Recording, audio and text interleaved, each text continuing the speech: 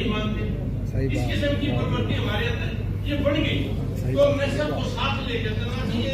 और मैं बेटी साहब से एक अनुमति जरूर चाहूंगा, केरल की सभा के अध्यक्ष है ये, कि इसके लिए एक कमेटी बना दी जाए।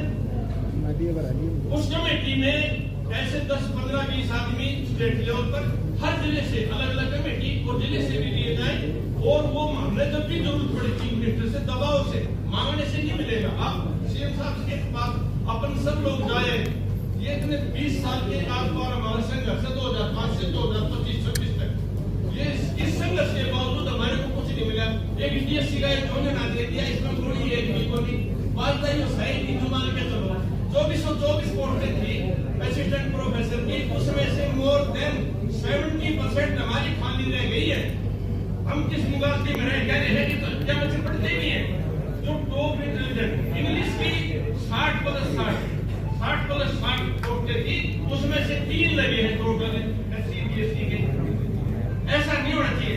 जो बच्चे नेट करके एटेट करके उनकी तो अलग से भर्ती होनी चाहिए, परंतु सरकार की नीयत है, सरकार की नीयत खराब है। सरकार देना नहीं चाहती। उन्होंने तो इनका तो वैसे ठीक है। मैं तो यही कह रहा हूँ कि आप लोग इकट्ठे होकर संघर्ष करो, हम आपके साथ हैं। हमने तो हाई कोर्ट से लोअर कोर्ट से हाई कोर्ट तक ये संघर्ष किया है, सभी ने रात दिन ये की है और कर्मन ढंग से मदद की है। और आप लोगों का धन्यवाद साथियों, थैंक यू वेरी मच।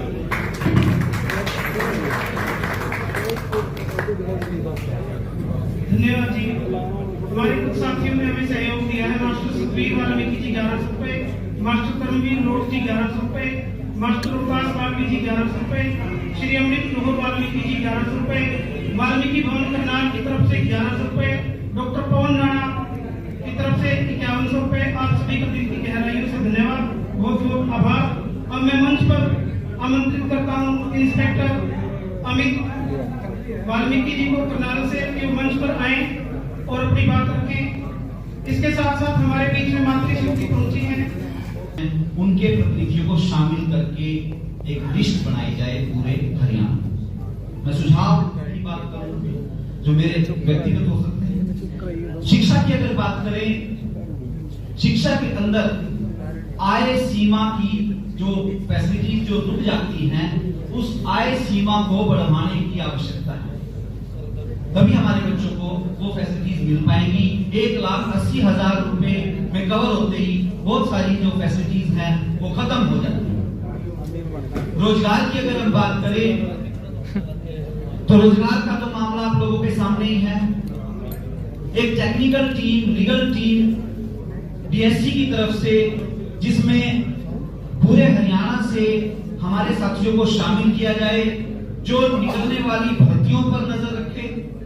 अगर वहां पर डीएससी का जो नोटिफिकेशन हमारा लागू हुआ था उसकी अवहेलना होती है तो तुरंत कोर्ट के अंदर या जो भी है, जो हमें लीगल एक्शन लिया जाना चाहिए उसके ऊपर नजर रखनी चाहिए। और कोर्ट के अंदर जो हमारा मैटर चला हुआ है, जो जैसा बताया गया है कि अभी भी चैलेंज है हमारी डीएससी, तो वहां पर भी हमारी 10-20 लोगों की जो टीम है वो प्रॉपर उसकी कवरेज करे। फाइनेंशियली कहीं बात आती है तो हमारा जो कर्मचारी वर्ग या अधिकारी वर्ग है, फाइनेंशियल में हम कहीं पीछे नहीं हटेंगे। मैं साथ हूँ। वाल्मीकि भवन करनाल में रिसेंटली नवंबर 2025 से मैं वाल्मीकि भवन प्रधान चुना गया था बाय इलेक्शन। तो मैं पूरे करनाल की तरफ से मैं जिम्मेदारी लेता हूँ। जो भी टीम हमारी ड्यूटी लगाएगी, डीएससी जो एकता हमारी ड्यूटी लगाएगी, तन मन धन से आपके साथ पड़ेगी। एक आखिरी बात और कहूंगा कि देखिए, जिस तरह एक अनपढ़ व्यक्ति को आज एंड्रॉइड फोन पकड़ा दिया जाए तो उसे ये नहीं पता कि इसका क्या इस्तेमाल है। आधी अधूरी ही सही, अगर आप लोगों को पिछले कई महीनों से डीएससी मिल गई है, अब हमें मिल गई है, करना क्या है? रोजगार की अगर बात करें, रोजगार को हम सीधा सीधा डायरेक्ट सरकारी नौकरियों से जोड़ देते हैं कि ये तो सरकारी नौकरियों वालों के लिए है रोजगार।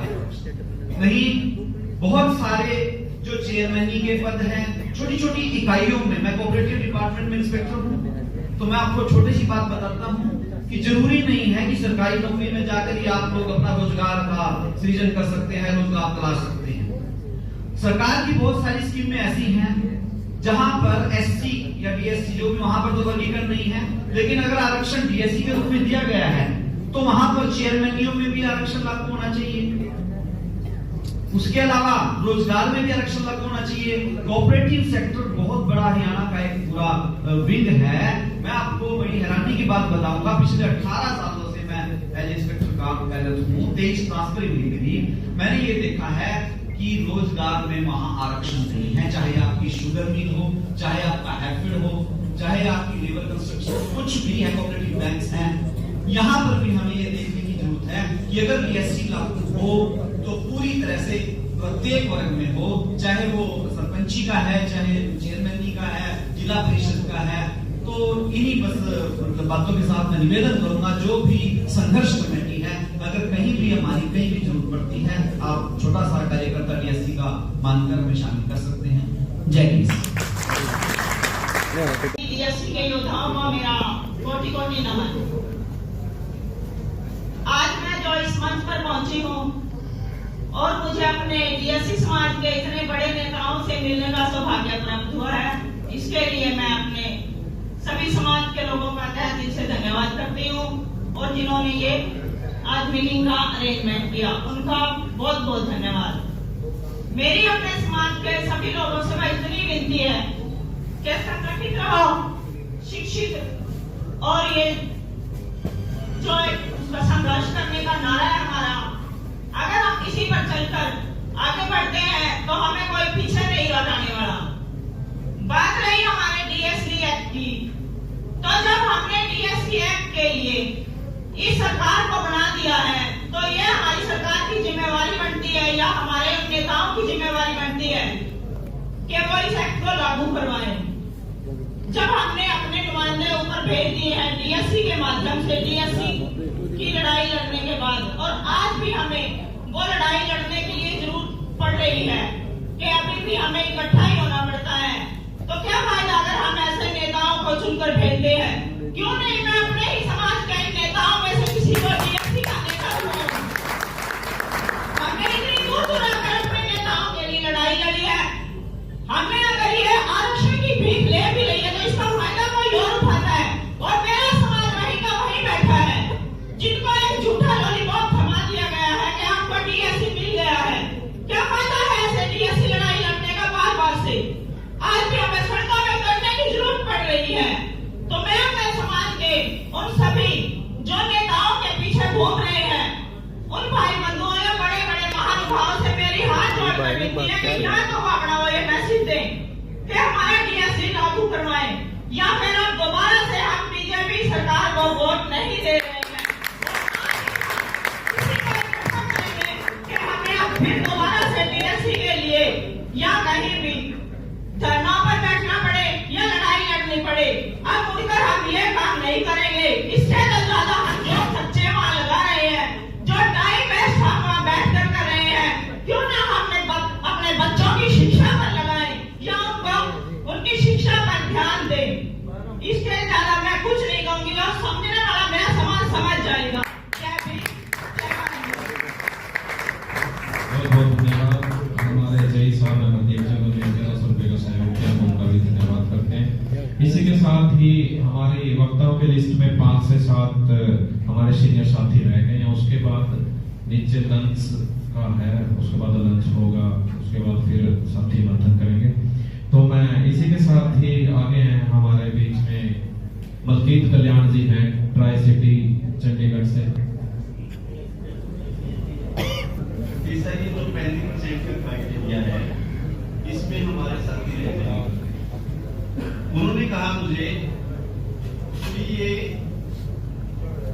ये आपको ही प्रॉब्लम है। अब तक तो कोई लेटर मेरे पास ऐसा आया ही नहीं कि पेंडिंग चेक और आप योग्य नहीं है, इसका मतलब ये। मैंने कहा जो नेट क्वालिफाई किया है, पीएचडी है, एमफिल है, ये वैसे आ गए हैं। तो मेरा सुझाव ये है कि बीएससी की टीम से कि जो 24 जो भर्ती आई थी मेन इस पे फोकस रखे थोड़ा बढ़ जा वीडियो बनाने दे कि दिक्कत उड़ा ये रहा पहले टीम हमारी जो लीडरशिप है शेख साहब से मिले। यदि शेख साहब ने हम चुन के भेजते हैं डीएससी के जो एमएलए मंत्री बने हुए हैं, उन साथियों को इस एक्ट नहीं बनाता ना, मेरा सुझाव है उनको सरकार को गिरा देना चाहिए। यदि सच्चे हमारे समाज से इसका मतलब हमारे समाज के नहीं, अपने ये सैकड़ी से मिलो। तो मैं कहना चाहूंगा कि यदि हमें दोबारा से संघर्ष करना पड़ गया, रोड पे हम 2005 से लेकर के अब तक लड़ाई लड़ रहे हैं, तो हम आने के लिए तैयार हैं। पहली तो बात है सरकार की मंशा नहीं है, सरकार वही चाहती है कि एक बार हमें ये वोट दो, 2029 में जो इलेक्शन होगा ये जिताओ और फिर आपका ये एक्ट बनाएंगे, ये मंशा रहेगी। और जो हमारी पोस्टें रह गई 35% क्राइटेरिया के अनुसार जो दिया था, इसकी वजह से रही है। और इनकी मंशा नहीं है कि ए और बी की जो पोस्टें हैं वो खाली रखी जाए इनकी, और जो सी और डी के इसमें भर्ती दे दो। और हमारे जो गांव के ग्रामीण में जो लोग हैं बुजुर्ग, वो कहते हैं घर से 2 लगा दी, बड़ी अच्छी सरकार है। अरे हमारे ऑफिसर कब लगेंगे? जब वो ऑफिसर बड़ी आईएएस की जो लॉबी है, एचसीएस की लॉबी है, प्रोफेसर जो लॉबी है, जब इन पदों पर बैठेंगे तब तो हम भला कर सकेंगे पीछे लोगों का। तो मेरा यही सुझाव है, जो डीएससी की जो लीडरशिप करते हैं, जो प्रोफेसर इस्बाल बेदी जो मेरे प्रिंसिपल भी है, आइडियल भी है, और जो मेरे संघर्ष के साथी हैं 2005 से, वो भी यही बैठे हैं, प्रोफेसर भी हैं। तो यही है मेरा कहना कि हम ज्यादा से ज्यादा बनवाएं, और जो 24 भर्ती थी प्रोफेसर की, उस पर ध्यान दें उसको किस प्रकार से। और जो पेट्रोल की जो एंट्री कर रहे हैं ये लोग एचकेआर के माध्यम से भर रहे हैं, उसमें हमारा कोई वो डीएससी कैंडिडेट नहीं है, सब जनरल के भरे जा रहे हैं। और जो ये गैस फैकल्टी में लगा रहे हैं वो भी उन्हीं के हैं। अब जॉब सिक्योरिटी दे रहे हैं, उसमें भी हमारे कोई साथी नहीं है। साथियों थैंक यू, धन्यवाद। और उसके सिर्फ 1 मिनट का समय हमारे बीच में डॉक्टर साहिल हैं, पलवल से चल के आए, इसलिए उनको 1 मिनट का समय दिया जाएगा, तैयार रहिए। बहुत बहुत धन्यवाद। जय भीम साथियों, एक बार बुलंद आवाज में बोले जी, मैं बात तो 1 मिनट रखूंगा, नारा लगाए। आप सभी थोड़ा जुनून से बोले, काफी देर से आप सभी बैठे हैं। जय भीम। बहुत बहुत धन्यवाद। परमादरणीय आज के इस विचार गोष्ठी और सामाजिक एकजुटता, शिक्षा और रोजगार की साझा इकट्ठा करके मंच को चलाने वाले कैथल जिले की ये टीम, इनको बहुत सारी बधाइयां। साथियों ज्यादा समय नहीं लेंगे, मैं 2-3 बातें रखूंगा। अमित जी ने बड़ी अच्छी बात कही थी जो बोल के गए हैं। एक तो सामाजिक एकजुटता की बात है। वास्तव में जो ये कह रहे हैं, हमें डिस्ट्रिक्ट लेवल पे समाज को इकट्ठा करके एक टीम बनाने की आवश्यकता है। और अगर बात करते हैं शिक्षा की, हरियाणा प्रदेश में हर एक गांव में एक बच्चा बहुत इंटेलिजेंट भी है और आगे बढ़ने वाला भी है।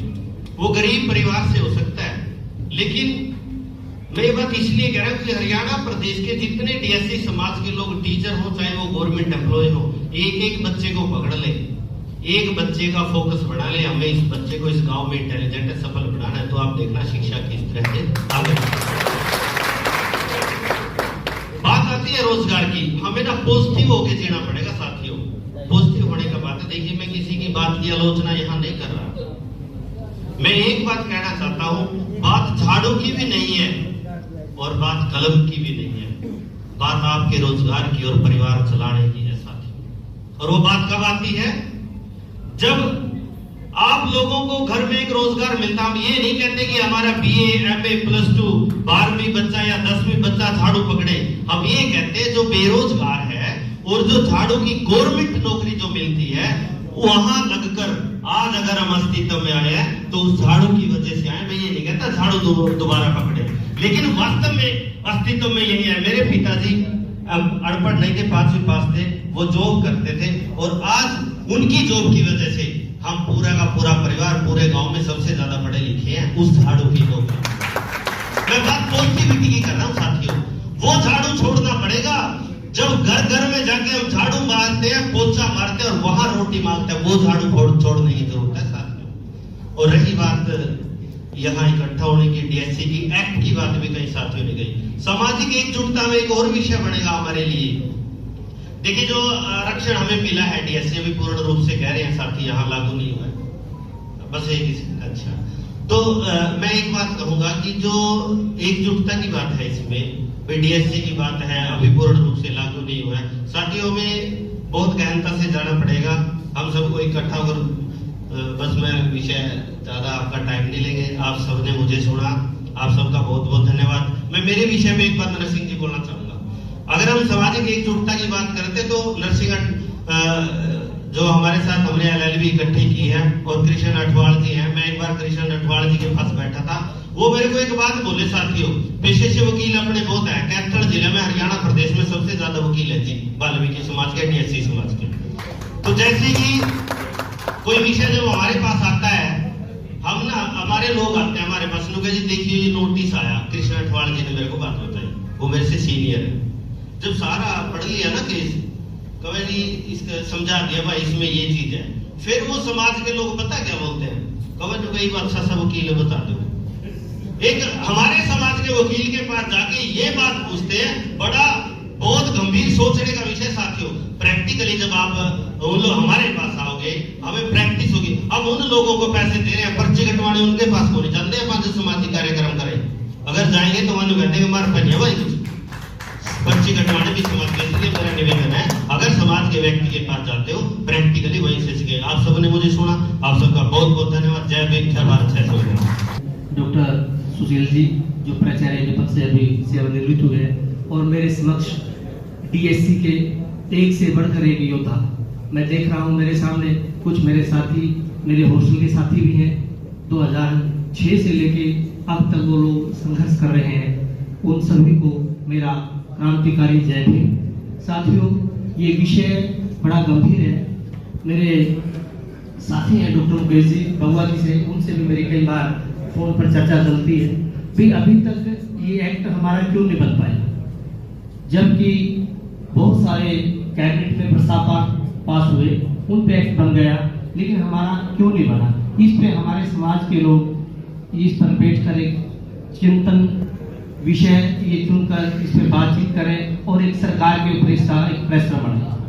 क्यों दूसरे जो लोग बार बार दबाव प्रेशर में बढ़ा रखा है और हमारे मानते सरकार में हमारी हिस्सेदारी है, लेकिन उस तरीके की हमें आजादी नहीं मिल पाई जिस तरीके की हम सरकार को बनाने में लगे हुए थे। साथ ही इसमें मैं ये कहना चाहूंगा, कहते हैं कि जो लोग अक्सर सोते हैं उनको कुछ नहीं मिलता, और जो लोग जागते हैं और संघर्ष करते हैं उनको वो कामयाबी हमेशा मिलती है। और कहते हैं किसी शायर या लेखक ने कहा था, भरा नहीं जो भावों से बहती जिसमें रसधार नहीं, भरा नहीं जो भावों से बहती जिसमें रसधार नहीं, हृदय नहीं वो पत्थर है जिसे अपनी कौम से प्यार नहीं। हमें अपने डीएससी समाज के प्रति हमें लड़ना होगा। ये सिर्फ डीएससी समाज की टीम मानते उत्तरी हरियाणा में तो बड़े जोर शोर से काम कर रही है, इसी के साथ साथ दक्षिण हरियाणा में भी ये जो डीएससी समाज है बहुत हमारी वहाँ भी बड़े संघर्षशील साथी हैं। हमारे बालोराम मास्टर जी जो उनके नेतृत्व में कई बड़े बड़े प्रोग्राम होते हैं, तो इसी में उनसे भी हमारी यही बातें चलती है। तो मेरा कहने का मतलब ये है, हमारे जो आज जो इस विषय पे हमने जो विचार गोष्ठी की है, इस पे एक बड़ा अच्छा एक निर्णय लेकर हम सरकार के ऊपर अपना दबाव बनाए, तो तभी जाकर हम इसमें आगे सफल हो सकते हैं। और मेरे साथी नरसिंह जी ने जो मुझे यहाँ पर बोलने का मौका दिया, तो मैं पूरी कैथल की टीम का, क्योंकि मैं भी इस कैथल से ही अपना संबंध रखता हूँ, माना कि मेरी पोस्टिंग दक्षिण हरियाणा में, मैं पूरे बहुत सबका बहुत बहुत दिल की गहराई से धन्यवाद करता हूँ और आप सबको बहुत बार बार नमस्कार करता हूँ। आपने एसएलपी डाल दी, स्पेशल लीव पिटीशन। अब स्पेशल लीव पिटीशन में जहां तक आप बात कर रहे हो, चर्चा कर रहे हो, ये आप बता रहे हो कि 3 बार या 3 उनको डेट दी, उन्होंने अपना रिप्लाई सबमिट नहीं किया। अब एसएलपी जो कन्वर्ट होगी सिविल अपील में, वो तब होगी जब वो डाल देंगे, जब अपना रिप्लाई दे देंगे। केस उन्होंने डाला, रिप्लाई अपने डाल दिया। अब देखने की तो बात ये है whether these SLP converted in the civil writ petition और लॉ सिविल रिट पिटीशन के अंदर वो आ गई है तो उसका जीवनी ऑर्डर हमें चाहिए। हम उसकी बड़े अच्छे ढंग से देखभाल करेंगे, क्योंकि सिविल अपील जब बनेगी तब वो आर्गुमेंटेटिव व्यू आप एक्सप्रेस कर पाएंगे। ये मेरा 26 साल का अनुभव है। हरियाणा सरकार की मैं एसएलपी लेके जाता था और सिविल अपील पे आर्गुमेंट में लिख के देता तब भी था। तो देखने योग्य बात यह है, हम इतनी मेहनत कर रहे हैं लेकिन वहां भी एक बड़ी टेक्निकल ढंग की मेहनत की जरूरत है। यदि वो सिविल अपील के अंदर कन्वर्ट हो गई तो हम उसकी देखभाल बड़े अच्छे ढंग से करेंगे। एक बात, एसएलपी कभी भी इतनी जल्दी लगती नहीं है, यानी कि सिविल अपील कभी लिस्टेड होती नहीं है। अब वहां का एक फॉर्मूला वहां का ये है कि आप अपने एडवोकेट जनरल यानी कि एडवोकेट ऑन रिकॉर्ड होता है वहां पे, तो उससे हमें मिलना चाहिए। और जहां तक मेरे समय की बात है, बहुत समय है मेरे पास, मैं रिटायर्ड हो चुका हूं, अपना सिविल अनुभव है मेरे पास इन चीजों के लिए, हम वो करें। और सरकार नहीं मानती, सरकार कहती है कि मैटर अंडर कंसिडरेशन है बिफोर द सुप्रीम कोर्ट, तो वो फिर भी ऐसा कहेंगे। लेकिन सबसे ज्यादा हमने तैयारी जो हमारी सिविल अपील एसएलपी से कन्वर्ट हुई सिविल अपील के अंदर, उसकी ओर ध्यान देना चाहिए। और 3 डेट लगी है, उसके जीवनी ऑर्डर भी हमें चाहिए वो, तो हम उस अपील को, उस सिविल अपील को बड़े अच्छे ढंग से लेंगे। ये बहुत बड़ा विषय है क्योंकि लिखा हुआ बहुत है, लेकिन सबसे पहले हमने डीएससी को यदि बचाना है तो सुप्रीम कोर्ट की हर एक कार्रवाई के ऊपर हमने निगाह रखनी चाहिए। तीसरी बात, नेताओं की बात, नेता हमें नहीं चाहिए, नेता आप सब लोग हो, लेकिन आप में से वो व्यक्ति चाहिए जो मुख्यमंत्री को ये बात कह दे कि व्हाट आर यू डूइंग, आप क्या कर रहे हो, मैं आपको ऐसा नहीं करने दूंगा। ऐसे नेता की जरूरत, बहुत बड़े नेता हो, आपको इतना अनुभव है, इतना एक्सपीरियंस है, इतना ज्ञान है, हम तो शक्ति लेके जाते हैं आप लोगों से, लेकिन 2 बातों पे जरूर ध्यान रखो। पहला कि what are you doing, I can not do it, एक बात। दूसरी बात, आपकी सिविल अपील में एसएलपी आ गई है तो उसको बराबर की निगाह हम रखेंगे। इन शब्दों के साथ मैं पूर्णतः आपको आर्थिक स्तर पे भी सहयोग दूंगा, फिजिकली मेंटली आपके साथ हूं, जहां बुलाएंगे मैं जाऊंगा, किसी संगठन की हमें जरूरत भी नहीं पड़ेगी। हमारे बीच में डॉक्टर बबीता जी हैं, मैं चाहूंगा कि आप भी अपने विचार साझा करें समाज में। और देखिए, मातृशक्ति है, हमें पता होना चाहिए कि हमारे अधिकारी, कर्मचारी, प्रोफेसर, असिस्टेंट प्रोफेसर, डायरेक्टर किस जगह पे बैठे हुए हैं, ताकि अगर हमारे कोई बच्चे से संबंधित कोई किसी यूनिवर्सिटी में, कॉलेज में काम पड़े तो हम कह सकें कि हमारा कोई प्रतिनिधि है। कविता जी। सभी प्रबुद्ध जनों को मेरा सादर नमन। आज मुझे अपने समाज के लोगों को देखकर बहुत ही खुशी हो रही है कि मेरे समाज के लोग आज इकट्ठा हुए हैं और सब लोग, हम लोग इकट्ठे बैठे हैं। पर मुझे एक छोटी सी कमी जो है, जो खल रही है, कोई बता पाएगा आप में से? कुछ आइडिया हो आप लोगों को? मैं ज्यादा समय नहीं लूंगी, बहुत छोटा सा ही समय लेंगे। एग्जैक्टली, ये आपने बहुत अच्छा कहा। तो मेरा यहाँ आप सभी से आग्रह है, निवेदन है कि आप सिर्फ अपने साथ, आपकी बेटी है, बहू है, आपकी साथी जो भी है, आपके घर में महिलाएं हैं, बेटियां हैं, उनको साथ जरूर लेके आए, क्योंकि इतने लोग बैठे और मात्र देखिए, मुझे लगता 6 से 7 महिलाएं यहाँ बैठी हैं। तो ये हमारे लिए बहुत ही वैसा विषय है कि हम बहुत बड़ी चीज को लेके चल रहे हैं कि हम अपने डीएससी समाज के लिए बहुत कुछ कानून बनाने की बातें कर रहे हैं, और निश्चित ही बनेगा, कानून तो बनेगा ही, जब लोग जागरूक हुए तो वो बनेगा ही बनेगा ही। परंतु वो तब तक अधूरा है जब तक हमारे दोनों, कहते हैं ना कि हम एक पहिए के, मतलब एक गाड़ी के 2 पहिए हैं, ठीक है, तो एक पहिया कमजोर है अभी भी, बीइंग अ लेडी, फीमेल होने के नाते मैं यही कहूंगी, हायर एजुकेशन में भी अभी बहुत कमी है, हमारी बेटियां जहां तक होनी चाहिए वहां तक नहीं पहुंच रही। और मैं जहां पर हूं इस समय यूनिवर्सिटी के अंदर, वहां मैं देख पा रही हूँ कि मेरे डिपार्टमेंट में मात्र 1 बालिगों की बच्ची आई है, मात्र 1 बच्ची। ताली बजाने की बात नहीं है, बात है हमारे लिए। तो इतने लोग बैठे हैं, तो आप अपने घर से अपनी बीवी को क्यों नहीं लेके आए यहाँ पर, अपनी बेटी को क्यों नहीं लेके आए यहाँ पर? अगर वो आती, दो बातें सुनती, उनको समझ में आती, वो भी आगे बढ़ती। एजुकेशन तब मायने रखेगी जब आपके साथ साथ आपकी बहन बेटियां भी साथ चलेगी। अदरवाइज आप तो कर गए। पुरुष का तो समाज में शुरू से ही वर्चस्व है, आदमी तो शुरू से ही वो है, फिजिकली मेंटली वो अपने आप को बहुत पावरफुल समझता है। बट मैं तभी समझूंगी जब आप अपने साथ अपनी बहुओं को, बेटियों को साथ लेकर आएंगे और समझाएंगे उनको भी कि नहीं, समाज तभी आगे बढ़ेगा जब आप मेरे साथ चलोगे। तो मेरा लास्ट मोमेंट में यही कहना है कि आगे से जब भी जाएं आप अपने साथ लेके जाएं उनको, शायद हमारा समाज कुछ करेगा और डेफिनेटली करेगा। धन्यवाद आप सभी। धन्यवाद। आप लोगों का प्रतिनिधित्व होना बहुत जरूरी है। जब तक हमारी घर से बहन बेटियों को इस मुहिम में शामिल नहीं करेंगे, सामाजिक एकजुटता की बात अधूरी है। और मैं फख्र से कह सकता हूँ कि मेरा पूरा परिवार, मेरी बहन, मेरी पत्नी आपके बीच में बैठी हुई है। और ये आज से नहीं, बहुत पहले से लेकिन बहुत सारे लोग जानते नहीं है, तो इसलिए मैं बता रहा हूँ, सबको ऐसा करना पड़ेगा। तो अब मैं हमारे बीच में पानीपत से मीनाक्षी चावला जी पहुंची हैं, उनका स्वागत करते हैं। अजय सहोत्रा जी पहुंचे हैं, उनका भी स्वागत है। देवीदास जी जींद से डीएससी बहुत ही सम्मानित हमारे बीच में पहुंचे हैं, उनका हार्दिक स्वागत। मंजीत सरपंच जी अम्बाड़ा से, परवीन अटवाल जी, अमरीक सिंह जी जीजेयू गुरु जम्भेश्वर यूनिवर्सिटी से इंस्ट्रक्टर है मैकेनिकल इंजीनियरिंग डिपार्टमेंट में, आप सभी का हार्दिक स्वागत है। अब मैं मंच पर आमंत्रित करता हूं मीनाक्षी चावला जी को, और वो थोड़ा समय चाह रहे, शायद अभी आए थे। तो अमरनाथ किठानिया जी हैं, 1 मिनट का समय सर आपको मिलेगा प्लीज।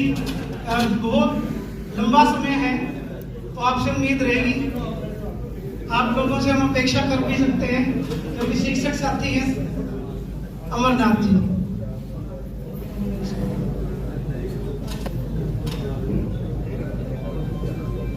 आज की इस संगोष्ठी की अध्यक्षता कर रहे समाज के बहुत ही सम्मानित प्रिंसिपल प्रोफेसर इसबर विधि जी, विभिन्न संगठनों के हरियाणा भर से आए हुए सम्मान। सबसे पहले तो मेरे दिमाग में बड़ी शंका है, मैं पूछना चाहूंगा बाजीगर समाज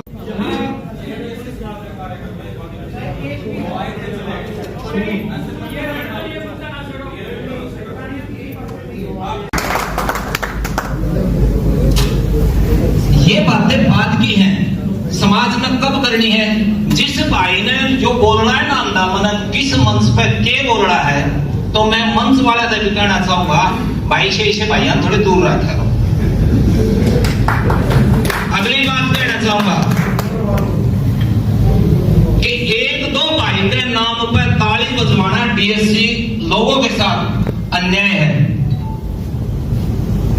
कोई गरीब आदमी था, मेरी यहाँ की आसन नहीं थी, मैंने घर बैठे बैठे भी आप लोगों के साथ भावना जोड़ी, तो वो मैं डीएससी का आदमी था। किसी ने पैसा दे दिया, हमारे बड़े बड़े अधिकारी थे जो आ नहीं सके। एक अगली बात कहना चाहूंगा, भाई एक आधा गिरा पड़ा तो हमारा एमएलए एमपी है, उसने साबत दिन नाम रोए जहां, और 100 के 100 दिन रोगे तो एक दिन जरूर मरेगा। मरण का अर्थ मेरा ये नहीं है कि जान तो मर जाएगा, अगर हम रोज अनन्नू गाली दे गए तो मर रहेगा, मतलब ना कोई नहीं पूछेगा। आप राजनीति से भी जुड़े रहे, आप पक्ष से भी जुड़े रहो, विपक्ष से भी जुड़े रहो। और रही दोबारा आपने शुरुआत करी है, बहुत अच्छा। देवदास जी बैठे हैं, मैं तो मेरे ख्याल कति नई उम्र का छोरा था, एक तो नारा है, देखो इनकी सोच रहे हो, नई उम्र का छोरा था जब जाके देवदास सुनने लग गया था। आज भी देवदास जी बैठे, तो जो पुराने आदमी हैं उनको इस आंदोलन के लिए, इस आवाज के लिए भूला न जाए।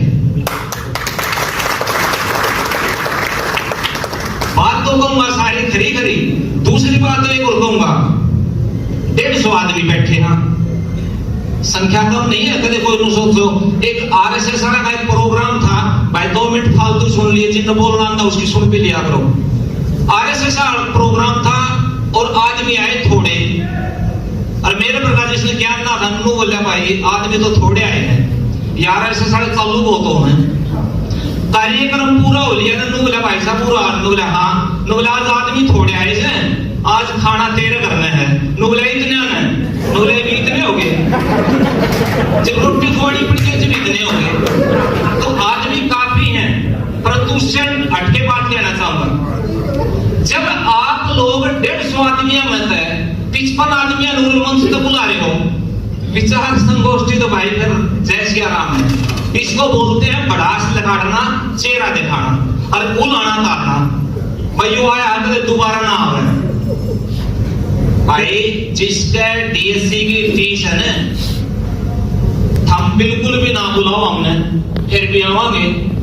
आपने इस पर बैठा दिए, आपका धन्यवाद। हमने कि खड्डा में बैठा देंगे ना, हम तो उड़े भी ना टड़ा। रही बात मेरे ख्याल में इस हाल में 99% ना तो 90% जरूर जानते होंगे। देखा के तो नूला मैं मास्टर हूँ, अरे मास्टर स्कूल में है तो डीएससी में है, कमाल कर दिया है। तो मैं बताने लगा मैं तो पढ़ रहा हूँ, पढ़ रहा तो ठीक अपना तो रोजगार मिलेगा, तने को डॉक्टर ना पढ़ रहा, किताब पढ़ दे कोई, कमाल कर दिया है। मैं आपसे प्रार्थना करना चाहूंगा कि उसी आदमी को मंच दिया जाए, कम ज्यादा से ज्यादा 10-12 आदमी जो वास्तव में समाज को जागृत करते, जो वास्तव में जागरूक करना जानते हो, उन लोगों का बुलवाइए।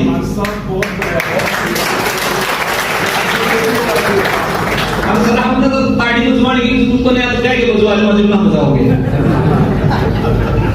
भाई रही रोजगार की बात लिख दिया ना, बोला कोई काम छोड़ना ना होता, कोई पट्टा ना होता। मेडिकल की नौकरी से जिंदगी के लिए हमारे पास से भी उसका आपने मेरा पोस्ट मास्टर भी कर दिया, छोटा सरकार का